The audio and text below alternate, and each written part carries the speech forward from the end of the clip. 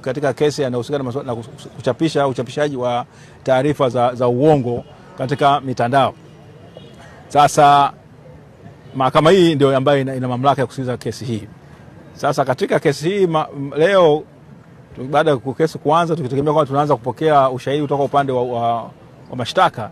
Upande wa mawakili wa upande wa mashtaka walisimama na kusema kwamba kuna maombi madogo ambayo wamewasilisha katika mahakama hii, ni maombi ya upande mmoja ambayo yanatakiwa kusikilizwa wa mwombaji na mbele ya mahakama bila upande wa pili kuwepo, yani upande wa mshtakiwa kuwepo.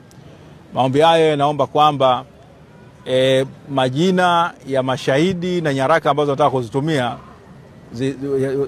zifanye kwa uficho au kwa faraga kwa usiri, kwamba bila upande wa mshtakiwa kuweza kuwafahamu mashahidi hao ni akina nani na nyaraka hizo ni zipi. Na kwa maana hiyo ni kwamba kuna hayo maombi yameshawasilishwa hapa mahakamani, namba ya kesi ilitajwa, lakini si upande wa utetezi hatujapewa hizo nyaraka za maombi hayo.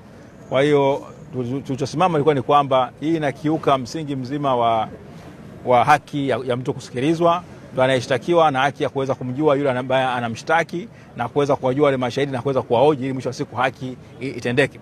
Lakini kunacho kifungu cha 188 katika sheria ya mwenendo wa makosa ya jinai ambacho kinaruhusu upande wa jamhuri kuweza kuwasilisha maombi hayo.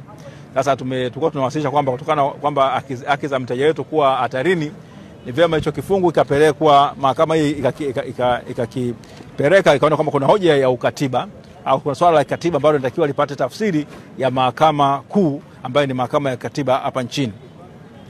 Sasa baada ya kutusikiliza, hakimu Muhini ameamua kwamba yeye anakubaliana na upande wa serikali kuomba kuahirishwa kusikilizwa kwa kesi hii ili yale maombi madogo ambayo yamewasilisha mahakamani yasikilizwe, na baada ya hapo sasa tukutane tarehe 16 ya mwezi wa 6 ili kesi iweze kuendelea kusikilizwa.